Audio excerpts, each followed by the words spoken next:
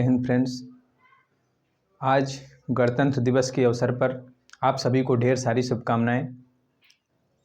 और देश के अलग अलग जगहों पर तैनात, देश के अलग अलग वेशभूषा में देश के सुरक्षाकर्मी सभी को तहे दिल से इस गणतंत्र दिवस के अवसर पर बहुत बहुत शुभकामनाएं। तो हम लोग आज गणतंत्र दिवस के बारे में जानेंगे, क्यों मनाते हैं, किस क्रम से हम 26 जनवरी तक पहुँचे, क्या क्या घटनाएं घटी। 26 जनवरी से ही रिलेटेड घटनाओं को हम जानेंगे और कुछ कम समय में ही अपनी बात को पूरी करने का प्रयास करेंगे। तो ये सिलसिला है चला आ रहा एक लंबे अरसे से, जिसे हम स्वतंत्रता दिवस के तौर पर मनाया करते थे। बात है उस दौर की जब हमारे देश में कांग्रेस के अधिवेशन हुआ करते थे और समय रहते दो दलों में बट गया, गरम दल और नरम दल। तो जो गरम दल था वो एक बहुत ही अग्रेसिव किस्म का था। वो मरने मारने पर विश्वास ज़्यादा करते थे, जैसे को तैसा उनका ज़्यादा रवैया हुआ करता था। तो ऐसा ही उस समय तक, जैसे कि 1929 में लाहौर का अधिवेशन चल रहा था कांग्रेस का। तो लाहौर में जब कांग्रेस का अधिवेशन चल रहा था तो कांग्रेस के युवा नेता, जो कि पंडित जवाहरलाल नेहरू कांग्रेस की अध्यक्षता कर रहे थे, कांग्रेस के अध्यक्ष और भी नेतागण उपस्थित थे, जिसमें सुभाष चंद्र बोस भी उस समय साथ में ही हुआ करते थे, कांग्रेस के ही लीडर थे। तो सभी ने मिल कर के रावी नदी के तट पर तिरंगा झंडा फहराया और घोषणा की 1930 में कि अब हम आने वाले 26 तारीख को स्वतंत्रता दिवस मनाएंगे। तो लाहौर अधिवेशन में किया गया ये घोषणा कि हम 26 दिन बाद आज़ादी प्राप्त कर लेंगे। 31 दिसंबर को उन्होंने घोषणा की कि हम 26 दिनों बाद स्वतंत्रता दिवस मनाएंगे। हालांकि आज़ादी तो नहीं मिली, लेकिन उस दिन का ऐतिहासिक महत्व बनाते हुए कांग्रेस के तमाम लीडर्स ने उस दिन को संरक्षित रखा और प्रत्येक वर्ष स्वाधीनता दिवस के तौर पर मनाना शुरू कर दिया। तो जब स्वतंत्रता का वक्त आया, कैबिनेट मिशन की रिपोर्ट के बाद में, जब ब्रिटेन की संसद ने जून में वहाँ के जो क्राउन है उन्होंने सहमति दे दी भारत की स्वतंत्रता की। हालांकि उन्होंने डेट भी निर्धारित कर दी कि 15 अगस्त 1947 को ही देश आज़ाद होगा। हालांकि जब इस डेट का निर्धारण किया गया, माउंटबेटन भारत में एक समिति में चर्चा कर रहे थे, तो बहुत सारे ज्योतिषियों ने इस चीज़ का विरोध किया, क्योंकि जो 15 अगस्त की तारीख थी ज्योतिषियों के अनुसार वह तिथि अनुकूल नहीं थी। तो आप लोगों ने देखा ही होगा कि उस दिन नेहरू जी ने मध्य रात्रि में देश को संबोधित किया था। तो आखिर किस रीजन से रात को संबोधित किया था? संबोधित करने का भी यही कारण था कि हमें रात में स्वतंत्रता मिली। ज्योतिषियों ने मध्य का रास्ता निकाला और उन्होंने कहा कि इंग्लैंड में 12 बजे के बाद दिन चेंज हो जाता है और हमारे देश में सूर्य उदय के पश्चात में हम दिन का शुभारंभ मानते हैं। तो इस तरह से ब्रिटेन के हिसाब से 15 तारीख हो जाएगी, हमारे हिसाब से 14 तारीख ही रहेगी और हम स्वतंत्रता को उसी दिन प्राप्त करेंगे। तो इस तरह से 14 और 15 के बीच का जो समय था, मध्य रात्रि में उस दिन देश को आज़ादी मिली। तो इस तरह से 15 अगस्त को हम आज़ाद हो गए। लेकिन हमारे पास एक स्वतंत्रता दिवस के तौर पर हम 26 जनवरी को मनाते चले आ रहे थे। उस दिन को भी हमें संरक्षित रखना था दोस्तों। तो संरक्षित रखने के लिए देश के तमाम नेताओं ने, जब देश का संविधान बन करके तैयार हो गया, तो देश का जब संविधान बन करके तैयार हुआ 26 नवंबर 1949 को, तो उसके कुछ अंश, कुछ चीज़ें लागू कर दी गई। जैसे चुनाव आयोग के अनुच्छेद को लागू कर दिया गया, नागरिकता के अनुच्छेद को लागू कर दिया गया और कुछ अन्य प्रावधान जो ज़रूरी प्रावधान थे उनको लागू कर दिया गया और उस संविधान को सुरक्षित रखा गया कि ये, जैसे कि अनुच्छेद 394 स्पष्टता कहता है कि भारत का संविधान 26 जनवरी 1950 को लागू होगा और अनुच्छेद 395 जो है वो स्पष्ट तौर पर कहता है कि जो इंडिया इंडिपेंडेंट एक्ट 1947 है और जो भारत शासन अधिनियम 1935 है, अनुच्छेद 395 के अनुसार दोनों ही संविधान लागू होते ही खत्म हो जाएंगे। और यही एक खूबसूरती है कि जैसे ही अनुच्छेद 395 लागू होता है तो जो भारत में 1947 का एक्ट था उसके आधार पर हम भारत इंग्लैंड का डोमिनियन हुआ करता था। तो जैसे ही 395वां अनुच्छेद 1950 से लागू हुआ तो भारत अब जब अपना संवैधानिक प्रमुख इंग्लैंड को मानता था, अब उस मान्यता को ख़त्म कर दिया गया क्योंकि 1947 के एक्ट के अनुसार हम भारत के लोग इंग्लैंड के डोमिनियन हुआ करते थे। तो इस तरह से डोमिनियन का दर्जा हमारा ख़त्म हो गया अनुच्छेद 395 के लागू होते ही, और हमने अपने देश में अपने ही देश के एक व्यक्ति को अपना संवैधानिक प्रमुख नियुक्त किया। तो उस पद पर माननीय राष्ट्रपति उस समय के डॉक्टर राजेंद्र प्रसाद को राष्ट्रपति बनाया गया। इस तरह से संवैधानिक प्रमुख हमारे डॉक्टर राजेंद्र प्रसाद हुए। और अब बात कर लें कि आखिर गणतंत्र का क्या मतलब है। ऐसा तो है नहीं कि गणतंत्र हो गए। गणतंत्र का मतलब एक तरह से हेड ऑफ स्टेट हमारा स्वयं का है, हमारे पास सॉवरेनिटी है, संप्रभुता है, हम किसी के अधीन नहीं हैं, अपना स्वयं का निर्णय लेते हैं, अपने देश की आंतरिक और बाहरी नीतियों के बारे में खुद निर्धारण कर लेते हैं। हमारे यहाँ किसी भी प्रिविलेज्ड क्लास की व्यवस्था नहीं है और सारे सरकारी संसाधनों में, सरकारी ऑफिसों में भारत के प्रत्येक नागरिक को जाने की अनुमति है, अधिकार है।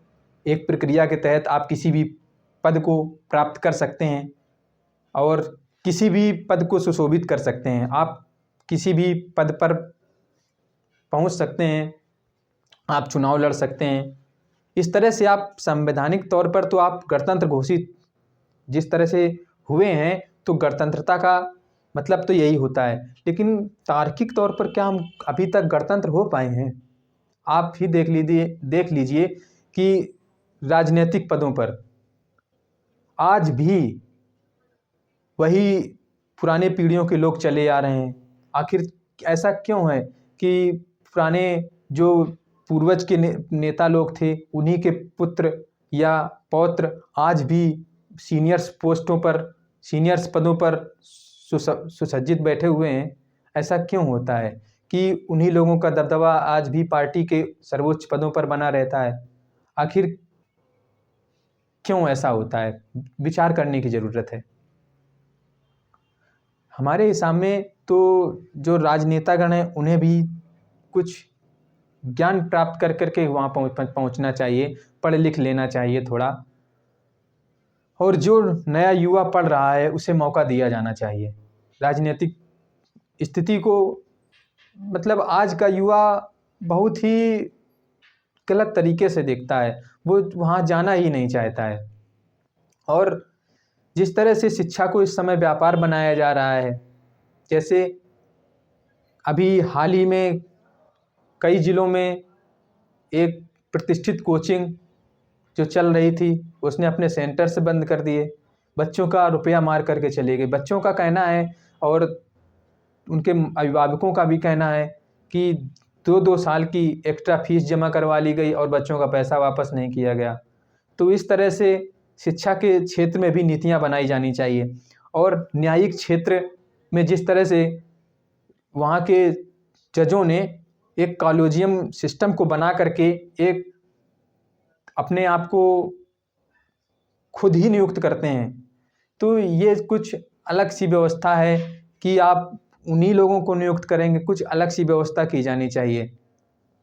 इस तरह से कुछ ही परिवारों का न्यायिक स्तर पर भी अपना दबदबा बना हुआ है।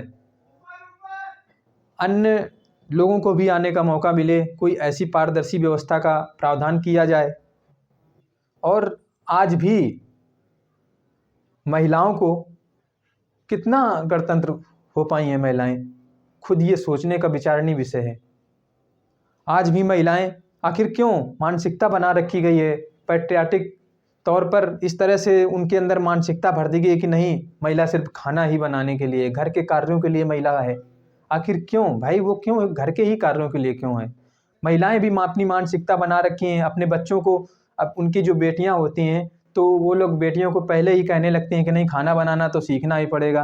क्यों भाई, खाना बनाना क्यों सीखना पड़ेगा? उसको पढ़ाइए, पढ़ा लिखा करके उसको अफसर क्यों नहीं बना सकते हैं, वकील क्यों नहीं बन सकती, जज क्यों नहीं बन सकती है? उसको पढ़ने का भरपूर अवसर दीजिए। तो हमें सोचना होगा कि हम किस स्तर तक स्वतंत्र हो पाए हैं, किस स्तर तक हम लोगों ने हमारे मानसिकता में गणतंत्रात्मक व्यवस्था भर पाई है। आज भी कई जगह पर लोग खुद को प्रजा समझते हैं। जब आप खुद को प्रजा समझेंगे तो जो धन्ना सेठ लोग हैं वो अपने आप को राजा समझने लगते हैं। फिर जब कुछ बात आती है फिर बिखराव होता है। तो इस तरह से नहीं लोगों को सोचना चाहिए। अब जब खुद आपको प्रजा मानेंगे तो लोग तो चाहते हैं कि हम राजा बन जाएं। इसलिए आप अपने बच्चों को पढ़ाइए, बेटी और बेटा में कोई फ़र्क मत कीजिए। अगर खाना बनाना बिटिया को सिखा रहे हैं तो बेटे को भी सिखाइए। इस चीज़ की धारणा को निकाल दीजिए कि नहीं, बिटिया सिर्फ खाना बनाने के लिए ही है। आखिर क्यों आपको उसको दहेज देकर उसकी शादी करनी पड़ेगी? आप उसको पढ़ाइए, जो पैसा आप उसके दहेज में दे रहे हैं आप उसकी पढ़ाई में खर्च करिए। आप दहेज खुद देते हैं ना, तभी दहेज प्रथा बढ़ी जा रही है। जब आप दहेज देते हैं, आप मान लीजिए आप अपने बिटिया को दहेज दे रहे हैं या कोई गिफ्ट दे रहे हैं, तो उसका असर निचले तबके पर भी पड़ता है। क्योंकि वो अगर आप दहेज दे रहे हैं तो वो एक प्रथा बन जाती है। तो ये दहेज प्रथा की शुरुआत जिस तरह से हुई है, पहले जो शादियां हुआ करती थीं वो जो पैसे वाले लोग होते थे, राजा महाराजा लोग होते थे, वो अपने बेटी को गिफ्ट स्वरूप कुछ दे देते थे। तो इस तरह से लोगों, जो दूसरे लोगों ने देखा उन्होंने भी यही करना शुरू किया। फिर इस प्रथा का चलन जब निचले स्तर पर होने लगा, जब व्यापक तौर पर होने लगा, तो वही एक दहेज का रूप बन गया। तो इस दहेज प्रथा को भी खत्म करना चाहिए। जो आज का युवा है उसे भी सोचना चाहिए कि आप शादी कर रहे हैं तो दहेज ना ही लें। क्योंकि एक जो पिता है वो किस तरह से बेचारा पूरी ज़िंदगी भर कमाता है। भाई जो जॉब कर रहा है या अच्छी खासी पोस्ट पर है या बड़े पैसे वाले लोग हैं, वो लोग जो गिफ्ट स्वरूप दे रहे हैं उनका तो ठीक है, लेकिन उनका जो किया गया अपना रुतबे के तौर पर या गिफ्ट के तौर पर दिया गया कार्य है, उसको जनता या निचले तबके के लोग या मीडियम तबके के लोग अपने आप को क्लासिकल दिखाने के लिए दहेज देते हैं। अपने आप को साबित करने के लिए, अपने आप को ऊंचा दिखाने के लिए वो लोग भी दहेज देते हैं। तो जब इस तरह से मीडियम क्लास का भी बंदा दहेज देता है तो उसका निचले तबके पर बहुत असर पड़ता है। वो भी बेचारा दहेज देने के लिए मजबूर हो जाता है, क्योंकि एक सोसाइटी में वो चलन बन चुका होता है। अगर वो दहेज नहीं देगा तो वो अपने आप को छीण महसूस करता है, अपने आप को बहुत छोटा महसूस करता है।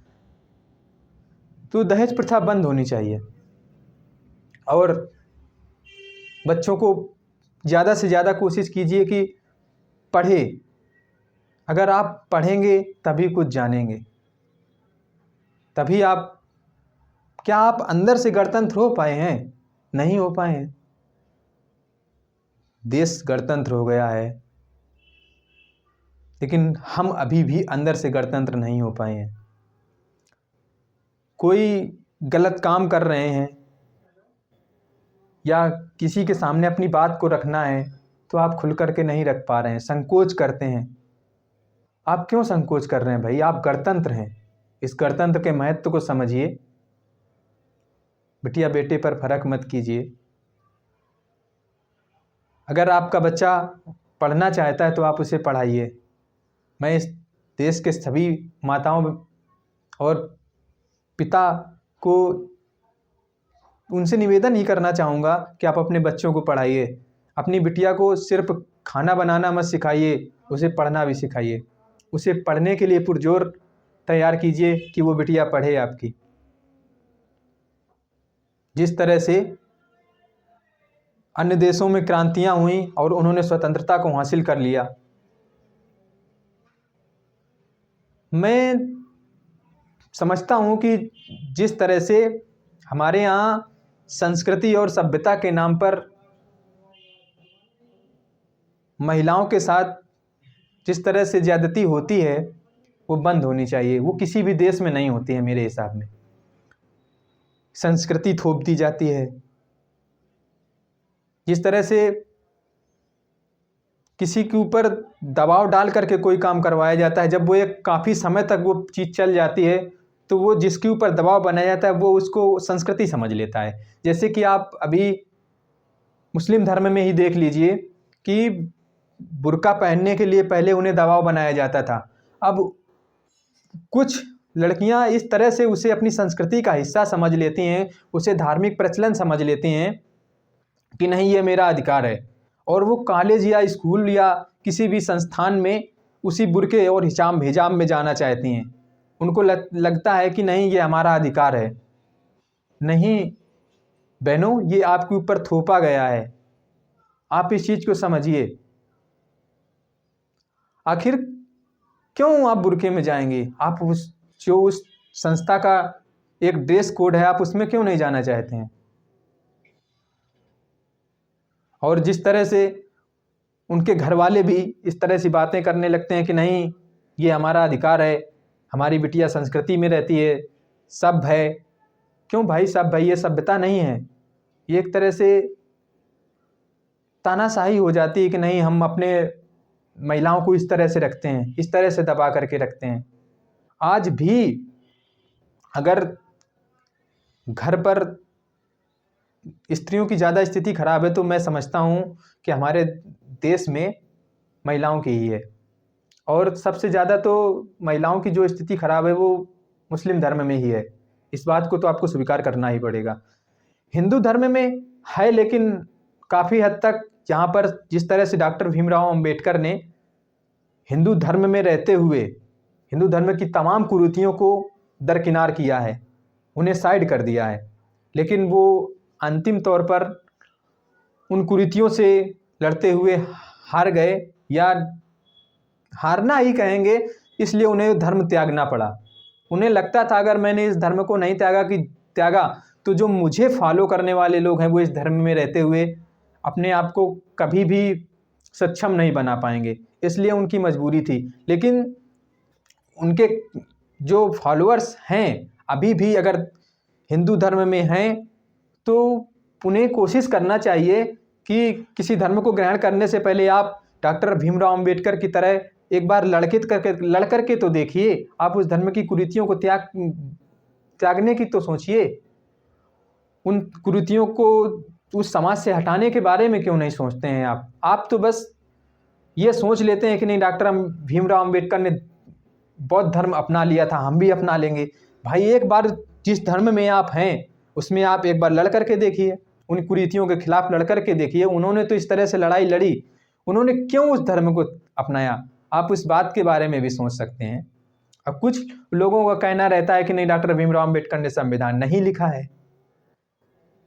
तो भाई अगर किसी टाइपराइटर को आप उस पुस्तक का लेखक समझना चाहते हैं, आप कुछ लोगों का कहना होता है नहीं संविधान राम नारायण रायजादा ने लिखा हुआ है। हाँ तो भाई डिजाइनर है वो, उसको डिजाइन करने के लिए दिया गया था, उसने सिर्फ पेज पर लिखा है, लेकिन लिखा हुआ जो दिया गया है वो तो डॉक्टर भीमराव अंबेडकर के द्वारा तैयार किया हुआ एक मसौदा था ना। लेकिन हाँ कुछ लोगों का ये भी कहना रहता है कि उनकी वो समिति के सिर्फ अध्यक्ष थे, प्रारूप समिति में सिर्फ अध्यक्ष थे, उसमें कई सदस्य थे, सबका योगदान है। तो आपको बताते चलें कि उनमें से जो भी सदस्य थे कोई एक दो तो अमेरिका में थे, एक दो का स्वास्थ्य खराब था, एक दो किसी कारण से और भी दिल्ली से बाहर थे, और किसी किसी अन्य कारणों से कई सदस्य, जो भी सदस्य थे उसमें कोई सदस्य आ नहीं पाया था। तो पूरे काम का दायित्व जो था डॉक्टर भीमराव अंबेडकर के ऊपर ही था। उन्होंने अकेले उस मसौदे को तैयार किया था। इस बात को आप अच्छी तरह से समझ लीजिए, और सबसे बड़ा योगदान डॉक्टर भीमराव अंबेडकर का है। इस बात को आपको स्वीकार करना पड़ेगा, आप ना भी करें तब भी उनका योगदान है। इसीलिए संविधान सभा की जो आप बहस है उसके बारे में एक बार पढ़ लीजिए, सारी सरकारी गजट में उपलब्ध है। आप लोग, एक उनके समय में डॉक्यूमेंट्री भी बनी है, आप उसको भी देख सकते हैं। इस गलतफहमी में मत रहिए। आप लोग किसी भी कम्युनिटी से आते हैं, कुछ लोग हिंदुत्व के ठेकेदार डॉक्टर भीमराव अंबेडकर को बहुत गलत गलत बोलने के लिए तैयार हो जाते हैं अपने, लेकिन इस समय तो एक डॉक्टर अंबेडकर ही एक ऐसा चेहरा बने हुए हैं जो राजनेताओं की एक बहुत ही मजबूत मुट्ठी बने हुए हैं। वो सब लोग आज उन्हीं का गुणगान कर रहे हैं। ऐसा कोई पार्टी नहीं है कि आज डॉक्टर अंबेडकर के खिलाफ कुछ बोल जाए। एक समय उन्होंने खुद ही एक इंटरव्यू में कहा था कि आज लोग मुझे देशद्रोही घोषित करने पर तुले हुए हैं, लेकिन जब कभी भविष्य में मेरा इतिहास लिखा जाएगा, मेरे बारे में लोग जानेंगे, तब उन्हें मेरी देशभक्ति के बारे में पता चलेगा। आप लोगों को बताते चलें, जब देश स्वतंत्र हुआ तो उन्होंने जिन्ना से कहा था कि इस तरह से देश के बंटवारे से कुछ होगा नहीं, पाकिस्तान ज़्यादा दिन टिकने वाला नहीं है, हमें इसी एक मुल्क में रह करके हमें अपने अधिकारों के लिए लड़ना चाहिए। उन्होंने इस बात को स्पष्ट तौर पर कहा था। वो इतने सक्षम थे कि वो चाहते तो वो भी विद्रोह कर सकते थे, एक अलग टुकड़ा मांग सकते थे, सक्षम थे, लेकिन नहीं, वो एक राष्ट्रभक्त भी थे। उनकी राष्ट्रभक्ति यहीं तक दिखती है ना। वो एक व्यक्ति जो कितना मिलनसार और कितना सहन शक्ति भरा था, कितना धैर्यवान व्यक्ति था, कि आप समझ सकते हैं कि जब गांधी अनशन पर बैठे तो वो उनसे मिलने गए, भले ही किसी के कहने पर, बहुत मनाने के बाद में मिलने गए, लेकिन गए। उन्होंने उनकी मांगों को माना, पूना पैक्ट समझौता हुआ। पूर्णतः उन्होंने हिंदू धर्म से जिस तरह से लड़ाइयाँ लड़ी, एक बंदा जो स्कूल में जिसे घुसने नहीं दिया गया, वो चाहता तो संविधान लिखते समय कुछ ना कुछ तो बदले की भावना से कुछ ना कुछ तो संविधान में डाल ही सकता था, लेकिन नहीं, एक भी अनुच्छेद में उसने ऐसी बात नहीं रखने का प्रावधान किया कि वो किसी की भावना को ठेस पहुंचाए। उन्होंने समानता, बराबरी लाने का प्रयास किया है। अंततः 1950 का इलेक्शन हुआ, वो हारे, लेकिन उन्हें फिर भी किसी तरह से राज्यसभा उन्हें पहुंचाया गया और वो कानून मंत्री बने। उन्होंने बहुत प्रयास किया कि हिंदू कोड बिल लागू हो जाए। कई बार उनकी बहस हुई, कई बार उनकी लड़ाइयाँ हुई, तीखी नोक झोंक हुई, लेकिन कई राजनेता हिंदू धर्म के खिलाफ थे, हिंदू कोड बिल के खिलाफ थे, तो हिंदू कोड बिल लागू नहीं करवा सके।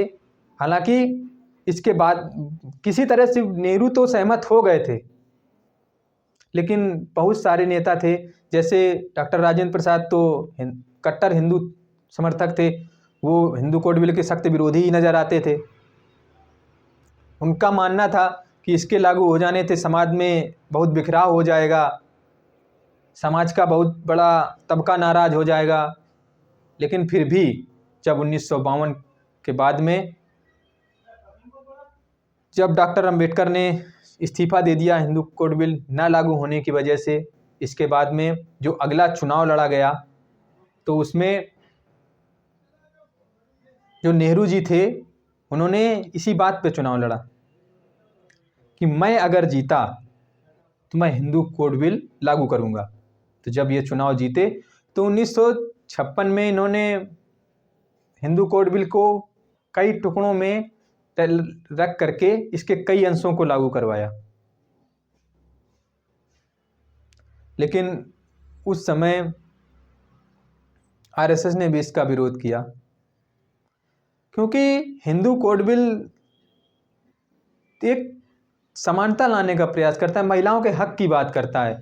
अब इस देश का जो पुरुष तबका है वो नहीं चाहता कि महिलाओं को बराबर अधिकार मिले, और जो महिलाएं हैं वो भी पुरुषत्व में इस तरह से दबी हुई हैं कि वो लोग भी खुल करके बोल नहीं पाती हैं।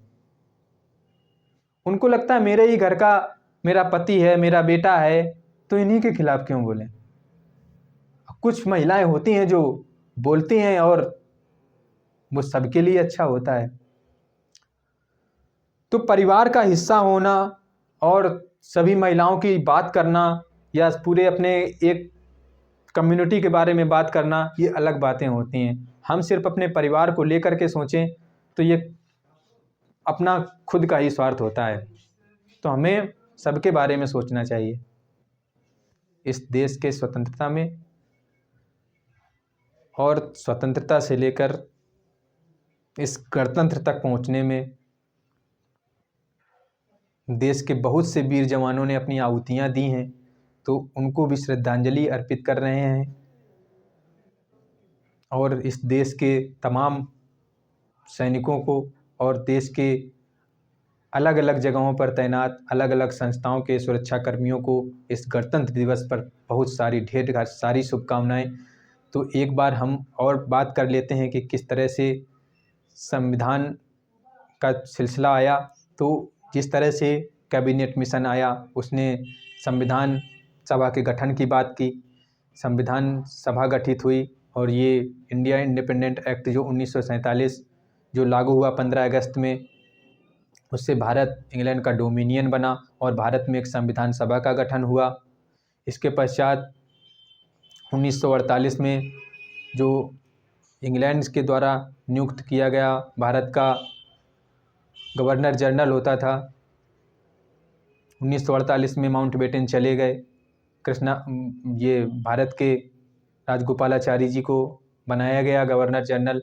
इसके बाद जब 1950 में संविधान लागू हो गया तो गवर्नर जनरल का पद समाप्त हो गया और भारत के राष्ट्रपति डॉक्टर राजेंद्र प्रसाद बन गए।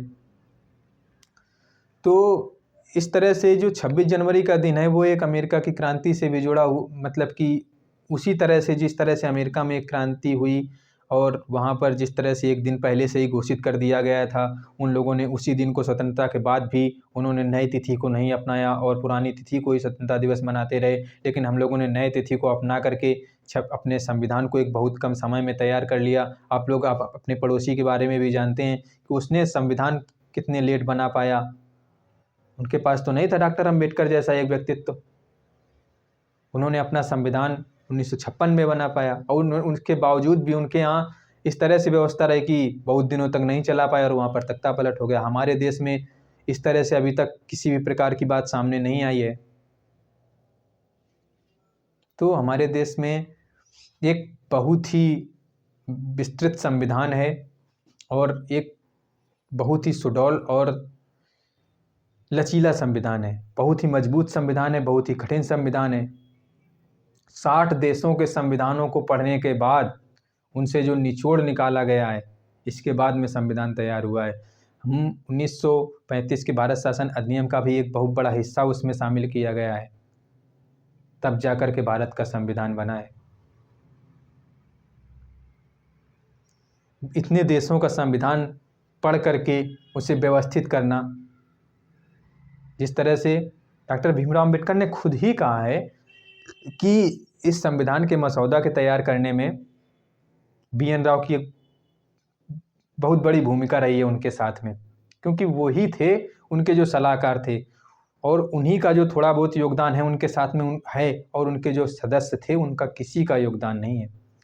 इसलिए जो डॉक्टर भीमराव अम्बेडकर को फॉलो करने वाले हैं, फॉलोअर्स हैं, उन लोगों को भी इस बात को मानना चाहिए कि बहुत कट्टरता नहीं दिखानी चाहिए।